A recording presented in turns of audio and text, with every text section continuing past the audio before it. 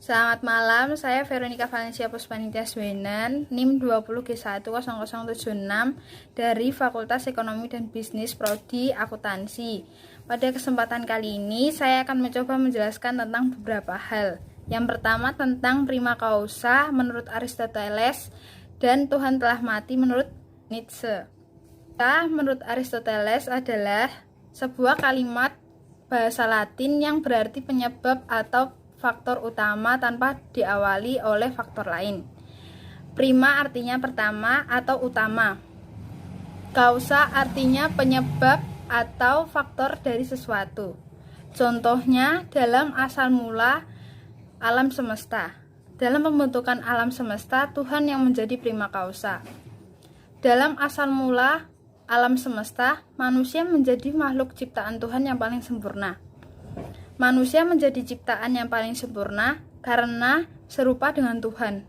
Serupa dengan Tuhan, maksudnya manusia memiliki apa yang dimiliki oleh Tuhan juga, yaitu pikiran, perasaan, kehendak, kekekalan, dan hakikat kerja. Yang kedua tentang Tuhan telah mati. Nietzsche mengatakan hal tersebut karena dia adalah seorang ateis. Dia menjadi seorang ateis karena ia tidak percaya akan keabsahan Alkitab.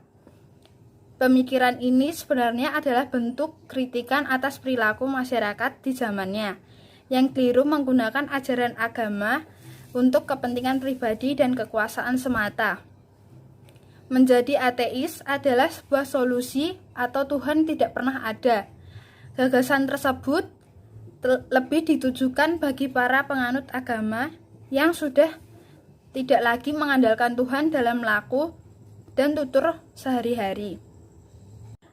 Yang kedua tentang aborsi. Argumen yang mendukung aborsi yaitu perempuan harus mempunyai hak untuk memilih. Dalam kasus pemerkosaan, korban diberikan pilihan untuk melakukan aborsi atau tidak.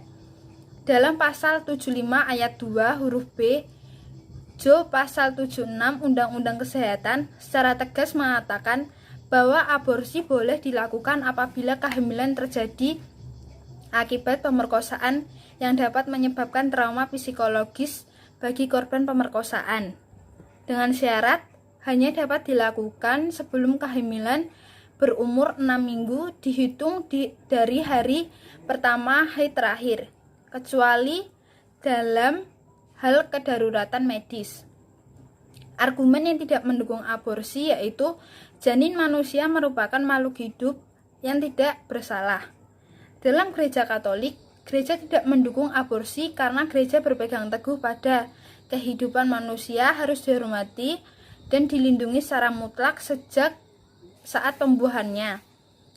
Sejak saat pertama keberadaannya, seorang manusia insani harus diakui hak-haknya sebagai seorang pribadi. Di antaranya adalah hak untuk hidup yang tidak dapat diganggu-gugat yang dimiliki setiap makhluk tak bersalah. Yang ketiga yaitu tentang operasi plastik. Argumen yang mendukung tentang operasi plastik yaitu semua orang berhak mengambil keputusan untuk dirinya sendiri. Argumen yang tidak mendukung tentang operasi plastik yaitu dengan melakukan operasi plastik sama saja tidak mensyukuri anugerah Tuhan. Pandangan gereja Katolik secara umum adalah untuk mendukung keutuhan dan rehabilitasi. Jika ada sesuatu yang rusak atau perlu diperbaiki, maka hal tersebut bisa diterima. Sebagai contoh, jika ada pasien dengan luka bakar berat yang merusak keutuhan wajahnya sehingga perlu mendapatkan operasi rekonstruksi bedah plastik.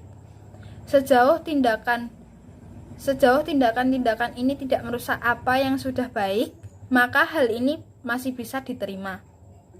Yang perlu diperhatikan adalah jika tindakan ini dilakukan besar-besaran pada hal-hal yang sebetulnya sudah utuh dan sudah baik, yang mengarah kepada menonjolkan fisik semata, mendewakan keindahan fisik, sementara manusia bukan hanya fisik saja.